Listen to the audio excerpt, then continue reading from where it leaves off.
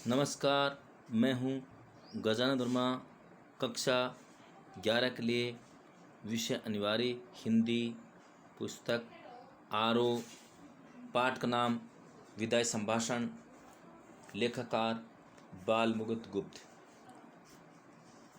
पाठ का जो पार्ट है सेकंड पार्ट, इस पार्ट को 3 पार्टों में बांटा गया है। सेकंड पार्ट चालू होता है तो देखिएगा, हम चर्चा करें थे किस प्रकार से जो लॉर्ड कर्जन भारत में आए। लॉर्ड कर्जन ने देश में आने के पश्चात यहाँ के लोगों के लिए कुछ नहीं किया।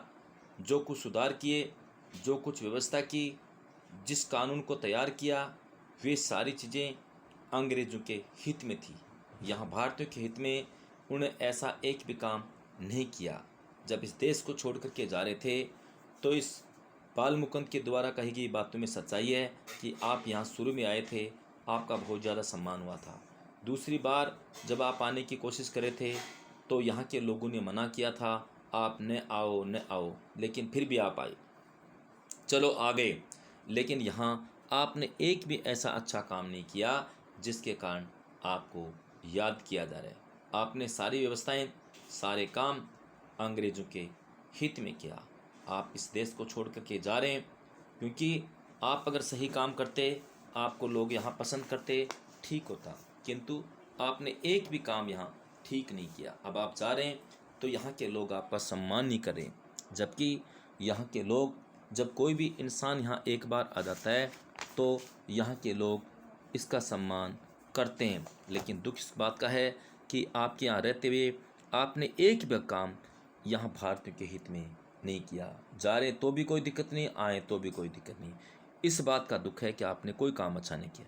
अब देखिए इसके आगे आज पाठ में क्या है। आगे भी इस देश में जो भी प्रधान शासक आए, अंत में उनको जाना पड़ा। इससे आपका जाना भी परंपरा की चाल से कुछ अलग नहीं है। तथापि आपके शासन काल का नाटक घोर दुखांत है।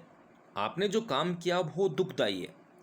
और अधिक आश्चर्य की बात है कि दर्शक तो क्या, स्वयं सूत्रधार भी नहीं जानता था कि उसने जो खेल सुखांत समझकर खेलना आरंभ किया था वह दुखांत हो जाएगा। उन्होंने खेल समझ करके, आनंद समझ करके जो काम किया था वो अच्छा न होकर के बुरा हो जाएगा। शायद आपको भी पता नहीं। जिसके आदि में सुख था, मध्य में सीमा से बाहर दुख था, उसका अंत ऐसे घोर दुख के साथ कैसे हुआ। आह, घमंडी खिलाड़ी समझता है कि दूसरों को अपनी लीला दिखाता हूँ, किंतु पर्दे के पीछे एक और लीलामय की लीला हो रही है, ये उसे खबर नहीं। वो देखना चाहते हैं कि कोई व्यक्ति सोचे कि मैं लोगों को लीला दिखाता हूँ, मैं लोगों को चंगुल में फंसाता हूँ, मैं लोगों को परेशान करता हूँ, मैं लोगों का मजाक उड़ाता हूँ। ये विचार करके काम करे, लेकिन उसको इस बात की जानकारी होनी चाहिए कि जो दूसरों के लिए गलत काम करता है, निश्चित रूप से वह खुद के लिए भी गलत हो सकता है। इस बार बम्बई में उत्तर का माय लॉर्ड, आपने जो इरादे जाहिर किए थे, जरा देखिए तो उनमें से कौन कौन से पूरे हुए। आप बम्बई में आए थे सेकंड बार दोबारा, तो आपने यहाँ के निवासियों के सामने कौन कौन से वादे किए, कौन कौन सी बातों का आपने जिक्र किया था। क्या आपने इन 2 बार वायसराय रहे, इनमें आपने पूरा किया? एक बार देखो तो सही। आपने कहा था कि यहाँ से जाते समय भारतवर्ष को ऐसा कर जाऊँगा कि मेरे बाद आने वाले बड़े लाटों को वर्षों तक कुछ करना न पड़ेगा। आपने जाते समय कहा था कि मैं जाऊँगा तो ऐसा करके जाऊँगा कि कई लोग यहाँ आएंगे, बहुत सारे लोगों को कुछ करने की आवश्यकता नहीं है, अर्थात मैं सब कुछ। वे कितने ही वर्षों सुख की नींद सोते रहेंगे, किंतु बात उल्टी हुई। आपको स्वयं इस बार बेचैनी उठानी पड़ी। और इस देश में जैसे अशांति आप फैला रहे हैं, उसके मिटाने में आपके पद पर आने वालों को न जाने कब तक नींद और भूख हराम करना पड़ेगा। इस बार आपने अपना बिस्तर गर्म राख पर रखा है और भारतीयों को गर्म तवे पर पानी की बूंद की भांति नचाया। और आपने तो अपना बिस्तर गर्म राख पर नचाया, लेकिन यहाँ के लोगों को आपने किस प्रकार नचाया? जिस प्रकार से गर्म तवे के ऊपर पानी की बूंद डालते हैं और पानी उछल उछल करके नाच करती है, उछल उछल नृत्य करती है, ठीक इसी प्रकार आपने यहाँ के लोगों को इतना परेशान किया। जिस प्रकार से वो गर्म बिस्तर पर तो जैसे आप बैठे, गर्म राख पर बैठ करके जैसे आपने यहाँ के निवासियों को गर्म तवे की भांति बना दिया। जिस प्रकार गर्म जो तवा है, गर्म तवे के ऊपर नचाया है, इस प्रकार से आपने यहाँ के लोगों के लिए किया है। आप स्वयं भी खुश न हो सके और यहाँ की प्रजा को सुखी न होने दिया। स्वयं भी सुखमय जीवन जीवन यापन किया और यहाँ की जनता को भी आपने परेशान किया। इसका लोगों के चित्त पर बड़ा ही दुख है। अर्थात आपने यहाँ रहते हुए न तो अपना जीवन सुखमय किया, न आपने कोई अच्छा काम किया और न यहाँ के लोगों को सुखमय जीवन जीने दिया। विचारिए तो, क्या शान आपकी इस देश में थी। जब आप अपने देश से इस देश में आए थे, कितनी शान थी, कितनी इज्जत थी, कितना सम्मान था, और अब क्या हो गई? और अब आप जा रहे हैं इस देश को छोड़ करके, तो आपकी क्या इज्जत हो गई? यहाँ के निवासियों के लिए अगर आप अच्छा काम करते, यहाँ के निवासियों के लिए कोई अच्छा सोचते, तो अब आप जाते तो आपको जाने नहीं देते, और चले भी जाते तो आपको बहुत ज़्यादा याद करते। किंतु यहाँ के लोगों को आपके प्रति बहुत ज़्यादा आस थी कि आप यहाँ के लोगों के लिए बहुत कुछ करेंगे, बहुत अच्छा करेंगे, लेकिन आपने किया सिर्फ आपने अपने भाइयों के लिए, अपने भाई अंग्रेज़ों के लिए किया, और यहाँ के लोगों के लिए आपने सिर्फ समस्या खड़ी की। कितने ऊंचे होकर आप कितने नीचे गिरे। आपका नाम बड़ा था, कितने ऊंचे होकर आप कितने नीचे गिरे। हलीफ लैला के अलादीन ने चिराग रगड़ कर अबुल हसन ने बगदाद के खलीफा की गद्दी पर आँख खोलकर वह शान देखी जो दिल्ली दरबार में आपने देखी। अरे आपने हलीफ लैला में, अलाउद्दीन में, न अबुल हसन के बगदाद खलीफा में भी आपने वो शान शौकत नहीं देखी, वो आनंद आपने नहीं देखा जो कि आपने भारत में आकर दिल्ली दरबार में। अर्थात शान शौकत इज्जत आपको कई देशों में गए, इतनी शान शौकत इज्जत आपको कहीं नहीं मिली जो कि आपको दिल्ली दरबार में आपको मिली। किंतु फिर भी आपने इन पे ध्यान नहीं दिया। आपकी और आपकी लेडी की कुर्सी सोने की थी, और आपके प्रभु महाराज के छोटे भाई उनकी पत्नी की चांदी की। आप दाहिने थे, वह बाएं, आप प्रथम थे, वह दूसरे। इस देश के सब रईसों ने आपको सलाम पहले किया और बादशाह के भाई को पीछे। यहाँ जो बादशाह थे उनको तो बाद में सलाम किया, आपको पहले याद किया। जुलूस में आपका हाथी सबसे आगे और सबसे ऊंचा था। होदा, चंवर, छत्र आदि सबसे बढ़ चढ़ कर थे। अर्थात जैसे आप भारत में आए थे तो आपके सम्मान में यहाँ के लोगों ने पलक पावड़े बिछा दिए। आपके सम्मान में यहाँ के लोगों ने बहुत कुछ किया। सबसे बड़ा हाथी था, ओदा, चंवर, छत्र, ये सबसे ज़्यादा जो यहाँ का राजा था, यहाँ का जो बादशाह था, उस बादशाह से भी ज़्यादा तवज्जो आपको दी गई थी। यहाँ के लोग सोच रहे थे बादशाह तो है जैसा है, लेकिन शायद आप इस बादशाह से भी बेटर, इस बादशाह से भी बेहतर काम करके दिखाएंगे, इसलिए आपके सम्मान में यहाँ के लोगों ने पलक पावड़े बिछा दिए। किंतु आपने तो बादशाह जैसा काम भी नहीं किया। यहाँ के बादशाह जो कर रहे थे उनसे भी बुरा काम आपने किया, और काम बुरा करने के कारण आपको कोई याद नहीं कर रहा। हाँ, दे भी रखा है। हाँ, सारांश ये कि ईश्वर और महाराज एडवर्ड के बाद इस देश में आप ही का एक दर्जा था। किंतु अब देखते हैं कि जंगी लाट के मुकाबले में अपने पटखनी खाई, सिर के बल नीचे आ गिरे। आपके स्वदेश में वही ऊंचे माने गए, आपको साफ नीचे देखना पड़ा। पद त्याग की धमकी से भी ऊंचे न हो सके। अर्थात आपको पद त्याग करना पड़ा, पद को छोड़ना पड़ा, क्योंकि अगर आप अच्छा काम करते तो यहाँ आपको सम्मान मिलता। ये सम्मान के साथ साथ में आप अपने देश में जाते तो वहाँ भी आपको सम्मान मिलता। लेकिन आपके सम्मान में तो हमने सब कुछ किया, किंतु आपने हमारी तरफ कोई ध्यान नहीं दिया, हमें एक किनारा समझा, हमें साइड में कर दिया।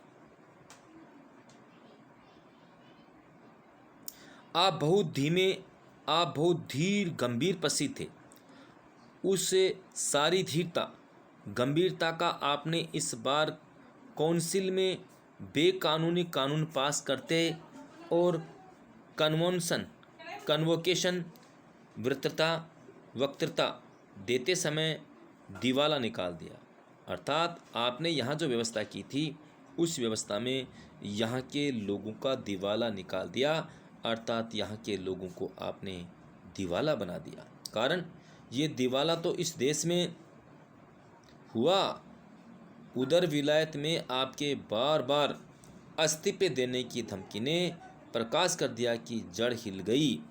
अर्थात यहाँ के लोगों का तो आपने दिवाला निकाल दिया, यहाँ के लोगों को आपने दिवालिया बना दिया, यहाँ के लोगों को आपने नीचा दिखने का पूरा प्रयास किया, किंतु विलायत में रहने वाले जो लोग हैं वो आपके बारे में बार बार धमकी दे रही कि आप इस्तीफा दीजिए, आप इस्तीफा दीजिए, क्योंकि यहाँ जो आप ठीक काम नहीं कर रहे हैं उसकी गिनती, उसकी आवाज़ विदेशों तक पहुँच गई और आपकी इस कार्यकला को जान करके आप कैसे कलाकार, आप कैसा काम करते हैं ये पूरी दुनिया जानती है। इसलिए आपके कार्य से भारतीय तो संतुष्ट है ही नहीं, विदेशी लोग भी आपके कार्य से संतुष्ट नहीं है। देखिए यहाँ दे रखा है, और आपको दिवालिया होना पड़ा। अंत में वहाँ भी आपको दिवालिया होना पड़ा और धीरता गंभीरता के साथ दृढ़ता को भी तिलांजलि देनी पड़ी। इस देश के हाकिम आपकी ताल पर नाचते थे। यहाँ के जो जितने कलाकार, जितने सारे लोग थे ताल पर नाचते थे, क्योंकि उनकी मजबूरी थी। राजा महाराज डोरी हिलाने से सामने हाथ बंदे हाजिर होते थे। आपके एक इशारे में प्रलय होती थी, सब कुछ हिलने लग जाता था। कितने ही राजों को मिट्टी के खिलौने की भांति आपने तोड़ मरोड़ डाला, कितने ही मट्ठी काट के खिलौने आपकी कृपा के जादू से बड़े बड़े पदाधिकारी बन गए। आपके इस इशारे में इस देश की शिक्षा पायमाल हो गई, स्वाधीनता उखड़ गई, बंग देश के सिर पर आरा रखा गया। आह, इतने बड़े माय लॉर्ड का ये दर्जा हुआ कि फौजी अफसर उनके इच्छित पद पर नियत न हो सका और उसी गुस्से के मारे इस्तीफा दाखिल करना पड़ा। वह भी मजबूर हो गया। उनका रखाया एक आदमी नौकर न रखा, उल्टा उन्हीं को निकाल जाने का हुक्म दिया।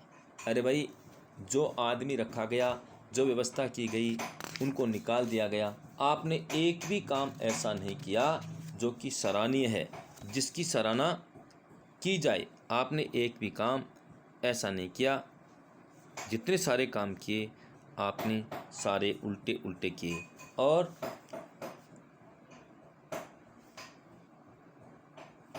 एक भी काम आपने अच्छा नहीं किया जिसके कारण आपको याद किया जाए।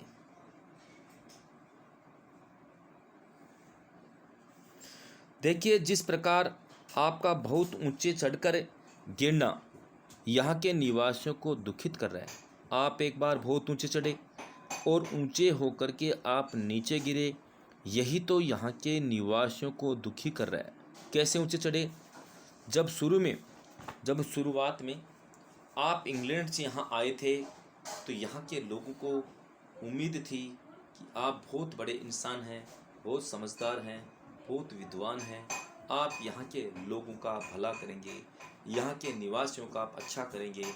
इसीलिए पहली बार जब आप भारत में आए थे तो आपके सम्मान में यहाँ के लोगों ने पलक पावड़े बिछा दिए, और जब आप यहाँ आए थे तो आपके सम्मान में बहुत सारा पैसा खर्च हुआ, जबकि यहाँ के निवासी आर्थिक तंगी से जूझ रहे थे, फिर भी आपका सम्मान बहुत ज़्यादा किया गया। लेकिन आने के पश्चात आपने ऐसी कानून ऐसी व्यवस्था लगाई जिसके कारण यहाँ के निवासी बहुत ज़्यादा दुखी हो गए। जब आप चले गए, दूसरी बार आपको वायसराय जब नियुक्त किया गया, आप इस देश में दोबारा आ रहे थे, तो यहाँ के लोगों ने आपके आने से पूर्व ही बहुत ज़्यादा विरोध जताया कि आपको यहाँ इस देश में नहीं आना चाहिए। और जब दोबारा आप आए तो आपका सम्मान यहाँ के लोगों ने नहीं किया, क्योंकि आपने ऐसा कोई अच्छा काम नहीं किया, आपका सम्मान नहीं हुआ। दोबारा आने के पश्चात भी आपने कोई अच्छा कर्म, अच्छा कार्य नहीं किया, जिसके कारण आप इस धरती को छोड़ करके वापस जा रहे हैं। आपको सस्पेंड जो किया गया है, आपकी गलतियों के कारण आपको सस्पेंड किया गया है, आपकी गलतियों के कारण आपको पद से त्यागपत्र देना पड़ा। यहाँ तो आपकी बेइज्जती हो गई, आप अपने देश में जा रहे हैं, वहाँ आपका कौन सा सम्मान करेंगे। तो ये कहना चाह रहे हैं कि आप यहाँ रहते हुए अगर देश के निवासियों के बारे में विचार करते तो आपका सम्मान होता, आपका नाम होता, सब कुछ होता, किंतु आपने ऐसा कभी भी नहीं किया। अब आप इस देश को छोड़ के जा रहे हैं, तो भी यहाँ के लोगों के मन में आपके प्रति कोई वो नहीं है, विश्वास नहीं है, क्योंकि आपने यहाँ रहते हुए कुछ नहीं किया। तो अब आप क्या करेंगे? जिस प्रकार आपका बहुत ऊंचे चढ़कर के गिरना यहाँ के निवासियों को दुखी कर रहा है, गिरकर पड़ा रहना उससे भी अधिक दुखी करता है। गिरना बुरी बात है, लेकिन गिरने के बाद में पड़ा ही रहिए, उठे नहीं। आप तो इतने गिर गए क्योंकि यहाँ आने के बाद में आप गिर गए, आपकी छवि गिर गई, आपका सम्मान गिर गया, आपकी इज्जत गिर गई, क्योंकि आपने कभी भी पीछे मुड़ करके नहीं देखा कि मैं जो कर रहा हूँ यहाँ के लोगों के लिए कुछ कर रहा हूँ, ठीक कर रहा हूँ कि नहीं कर रहा हूँ। ओनली आप तो सत्ता के मद में चूर थे, और सत्ता के मद में चूर होने के कारण आपने वही किया जो आपके दिमाग में आता गया। पीछे मुड़ के ये नहीं देखा कि मेरे द्वारा किए गए अत्याचार से, मेरे द्वारा किए गए काम से लोग खुश नहीं हैं। अर्थात आपने सिर्फ एक पक्ष से सोचा, अंग्रेजों के बारे में सोचा, और जो कोई भी बोलने की हिम्मत करता आपने प्रेस पर प्रतिबंध लगा दिया। कोई भी व्यक्ति अपने मन के विचार आपके सामने नहीं रख पाता था, और इसी वजह से आज आपको इस्तीफे के साथ इस देश को छोड़ करके जाना पड़ा है। दुख तो इस बात का है कि आप यहाँ आए भी और आकर भी खाली हाथ लौट रहे। यहाँ के लोगों के द्वारा आपको सम्मान नहीं मिला। उन्होंने ये भी कहा कि भारतीय संस्कृति तो है, होती ऐसी है कि यहाँ एक बार कोई व्यक्ति अगर आ जाता है तो जाते समय व्यक्ति जाता है तो जाने वाला व्यक्ति भी एक बार दुखी हो जाता है, और जिसके घर से विदा हो रहा है वो दुखी हो जाता है। मतलब एक जगह रुकने के कारण प्रेम इतना पनप जाता है, मजबूत होता है, जिसके कारण एक दूसरे की बिछड़न बर्दाश्त नहीं कर सकती। इसलिए पाठ का नाम भी ऊपर दे रखा है, विदाई दे रखा है। गिरकर पड़ा रहना उससे भी अधिक दुखी करता है। आपका पद छूट गया, तथापि आपका पीछा नहीं छूटा। आपका पद छूट गया, आप इससे नौकरी से अलग हो गए, लेकिन आपका पीछा नहीं छूटा। एक अदना कलक जिसे नौकरी छोड़ने के लिए 1 महीने का नोटिस मिल गया हो, नोटिस की अवधि को बड़ी घृणा से काटता है। अगर किसी को 1 महीने का नोटिस मिल जाता है और 1 महीने के घर बैठ जाता है, तो वो नोटिस भी उनका बुरा लगता है। आपको इस समय अपने पद पर रहना कहाँ तक पसंद है, ये आप ही जानते होंगे। अपनी दशा पर आपको कैसी घृणा करती है। देखिए, अपनी दशा पर आपको कैसी घृणा आती है, इस बात के जान लेने का इन देशवासियों का अवसर नहीं मिला। पर पतन के पीछे इतनी उलझन में पड़ते उन्होंने किसी को नहीं देखा। अरे हमने देखा है, लेकिन इस प्रकार से पतन के मुख में, पतन की ओर जाते समय हमने पहली बार देखा है, क्योंकि आपके पास में वक्त था, आपके पास में सत्ता थी। वक्त और सत्ता की बातों को आप समझते, आप इस देश में सम्मान के पात्र बनते, बहुत ज़्यादा आपका सम्मान होता, और आपको पद से हाथ भी नहीं धोना पड़ता। साथ ही आपका कार्यकाल यहाँ अच्छा होता, आप अपने देश में जाते तो वहाँ भी आपका बहुत ज़्यादा सम्मान होता। किंतु देखेगा, यहाँ आपको पद से हाथ धोना पड़ा, यहाँ के लोगों के मन में आपके प्रति कोई प्रेम नहीं है।